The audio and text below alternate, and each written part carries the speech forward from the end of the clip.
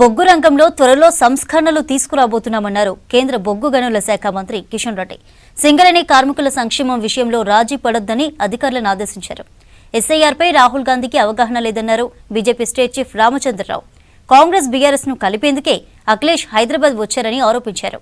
జీహెచ్ఎంసీలో మున్సిపాలిటీల విలీనంపై monitoring committee వేసింది బీజేపీ.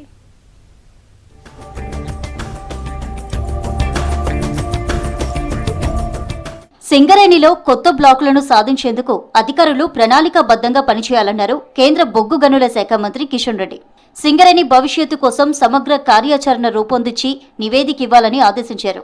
సింగరేణి కార్మికుల సంక్షేమం విషయంలో రాజీ పడొద్దని చెప్పారు. సింగరేణి భవన్లో సింగరేణి సంస్థపై ఉన్నత స్థాయి సమీక్ష నిర్వహించారు కిషన్ రెడ్డి. సింగరేణి ఆర్థిక పరిస్థితులు, భవిష్యత్తు వ్యూహాలపై పీపీటీ ద్వారా వివరించారు సింగరేణి ఎండీ బలరాం. అంశాల వారీగా పలు సమస్యలపై కేంద్ర మంత్రి ఉన్నతాధికారులు డిస్కస్ చేశారు. ప్రధాని మోదీ నాయకత్వంలో వికలాంగులకు గౌరవం పెరిగిందన్నారు కేంద్ర మంత్రి కిషన్ రెడ్డి.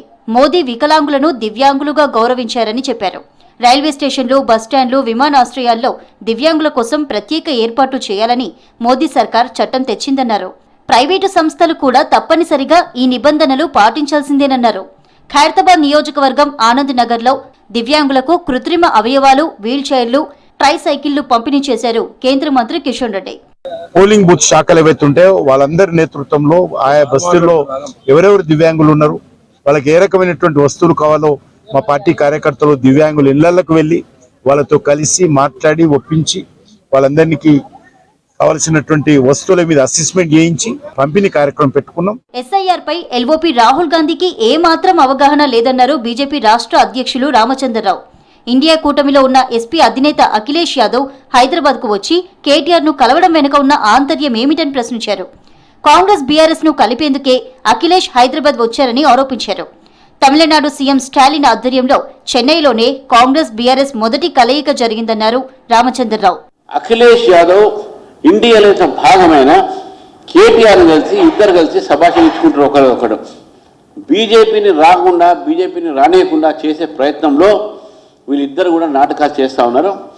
దానికి నిదర్శనమే గతంలో స్టాలిన్ మీటింగ్కు వీళ్ళిద్దరు పోవడం, ఇవాళ అఖిలేష్ యాదవ్ వచ్చి కేటీఆర్ గారిని కలిసి ఇక్కడ వారు మాట్లాడిన మాటలు.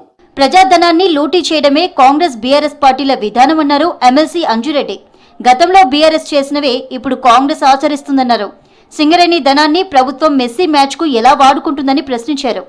సింగరేణి నిధులను దారి మళ్లించి దుర్వినియోగం చేస్తున్నారని మండిపడ్డారు. రెండు పార్టీలు సింగరేణి కార్మికులను కేవలం ఓటు బ్యాంకుగా వాడుతున్నాయని విమర్శించారు అంజిరెడ్డి. 10 నిమిషాల ఆట కోసానికి ఎక్కడైతే 100 కోట్లు వెచ్చిస్తా ఉన్నావో దాని మీద ఆధారపడ్డ కార్మికుల కోసానికి, కార్మికుల పిల్లల కోసానికి, విద్య, వైద్యం కోసానికి ఏం చేస్తా ఉన్నారు? ప్రభుత్వం తీసుకువచ్చిన జీహెచ్ఎంసీ డీలిమిటేషన్ పై మానిటరింగ్ కమిటీని నియమించింది బీజేపీ. మాజీ ఎమ్మెల్యే ఎన్వీఎస్ఎస్ ప్రభాకర్ ఆధ్వర్యంలో కమిటీ వేసింది. మొత్తం 7 సభ్యులతో కమిటీని ప్రకటించింది.